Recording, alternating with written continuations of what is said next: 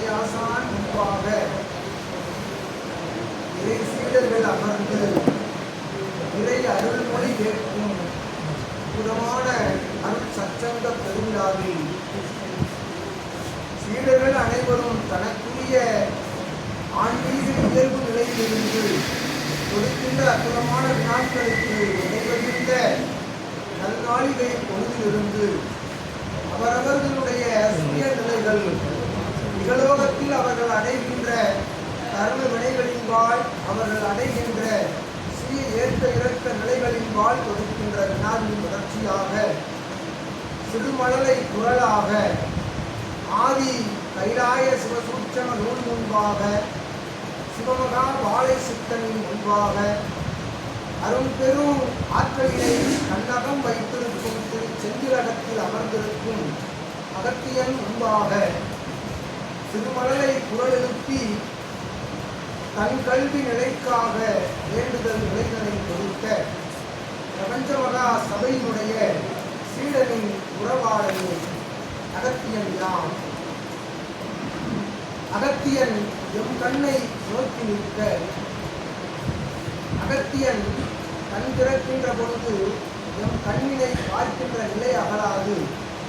M கண்களை பார்த்து நாம் கண் மூடிய பிறகு நாம் கண் இமைகளை மூடிய பிறகு சிவமகா வாழை சித்தனை ஓர் அரை நாழிகை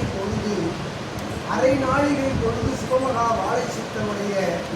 கண்களை பார்த்து கொண்டு முன்பாக அமர்ந்திருந்த அகத்தியன் நாம் நல் ஆசி கொடுத்து கல்வி நிலைமொழிகளில் உமக்கு தொடர்பில்லா நிலைமொழிகளில் கூட அற்புதமான ஆற்றலினை செலுத்துகின்ற நீ உன் இயல்பான கலைத்தாய் பெற்றெடுத்த தமிழ்த்தாய் மொழிகளில் எழக்கூடிய அத்தகைய சந்தேக நிலைகள் அகன்று ஆற்றலாக தொடர்ச்சியாக தொடர்நிலை கல்விகள் பெற அற்புதமான ஆசிகளை அகத்தியன் நல் முழுமதி நன்னாளில் மின் மதியில் இருக்கக்கூடிய மதிமாற்றும் அத்தகைய நிலைகளில் அகற்றி நல் மதிதனை புகுத்துகின்ற ஆசிகளை உனக்கு கொடுத்து யாம் அகத்தியன் உனை நோக்கி கண் திறக்கின்றோம். உமை உற்று நோக்கி யாம் கண்களை மூடிய பிறகு சிவமகா வாழை சித்தனின் கண்களை நோக்கி அமருமாறு அகத்தியன் நாம் கட்டளையிட்டு உனக்கு ஆசி கூறி அமர்ந்திருக்கின்றோம். அகத்தியன்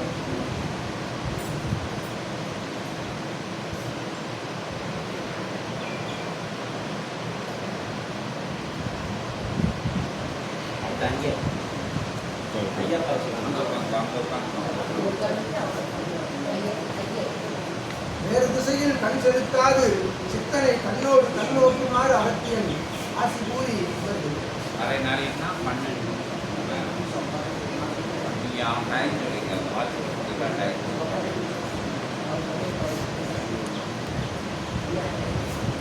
அடுத்து யாரு யாரு யாருன்னு யாரு அப்படியே பார்க்கணும், வேற எங்கேயும் பார்க்கல.